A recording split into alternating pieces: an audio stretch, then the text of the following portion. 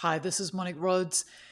You know, yesterday I was coming home from tennis and it was raining and it was dark and I really needed to go and get gas for my car. But of course, it was the last thing that I wanted to do. I just couldn't be bothered. I didn't feel like it.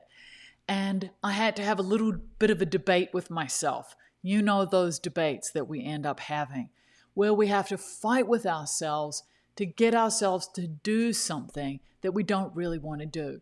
And the truth is this, is that some days motivation just isn't there.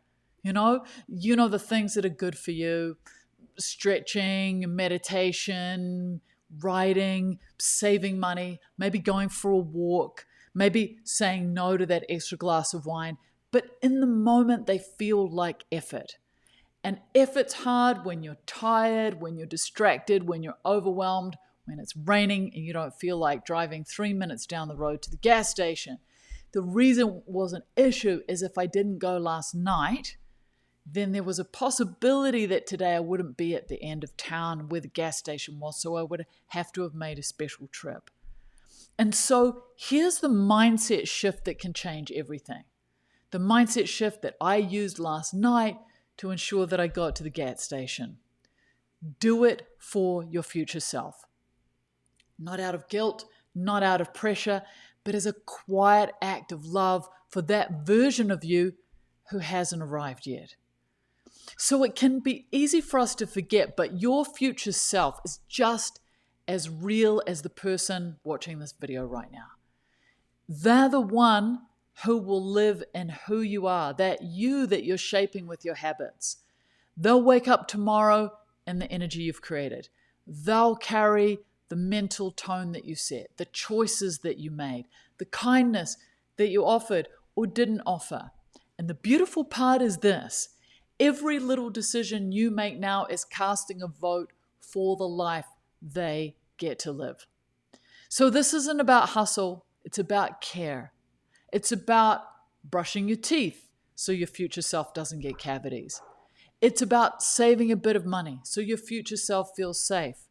Maybe it's about journaling today so that they know what mattered to you. Or stretching or doing weights so that you move with ease tomorrow. Okay? It's all for them. And often when you can't find the will to do something for yourself in the moment, doing it for them, the older, wiser, gentler version of you, opens something up. It softens resistance because it's not about perfection, it's about kindness. So I had a client and he really struggled with clutter in his house and his space completely overwhelmed him. But like many of us, cleaning it felt like too much. And he said to me, listen, I just don't have the energy for it. So I asked him, if you could spend 2 minutes today doing something your future self would thank you for, would you do it? And he rolled his eyes, but he tried. He picked up a few things. He set a timer for 2 minutes, put a couple of things away.